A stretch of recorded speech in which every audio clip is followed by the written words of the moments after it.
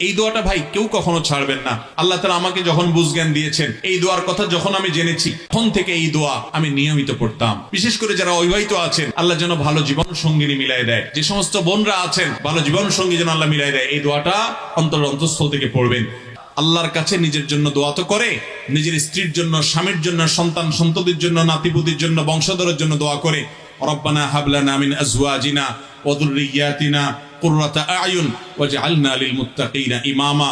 এই সন্তান সন্ততি এবং জীবন সঙ্গী এমন যেন হয় যে আমাদের তাদেরকে দেখলে নয়ন জুড়ায় যায়।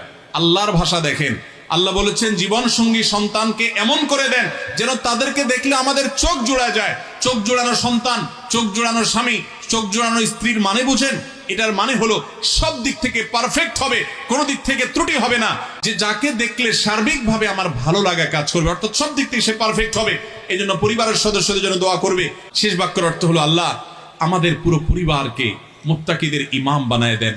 দুনিয়াতে মানুষ নেতা হওয়ার চেষ্টা করে, অনেক কিছুর জন্য চেষ্টা করে। আল্লাহ আপনার কাছে আমরা চাই, আমরা যেন আল্লাহ ভীরু, আল্লাহ আপনার খাঁটি বান্দাদের মধ্যে লিডারের পজিশনে, সামনের কাতারের ভালো আল্লাহ ভীরু মানুষ যেন হতে পারি, মুত্তাকিদের ইমাম যেন হতে পারি। এই দোয়াটা ভাই কেউ কখনো ছাড়বেন না। ভালো জীবন সঙ্গী যেন আল্লাহ মিলাই দেয়, এই দোয়াটা অন্তঃস্থল থেকে পড়বেন।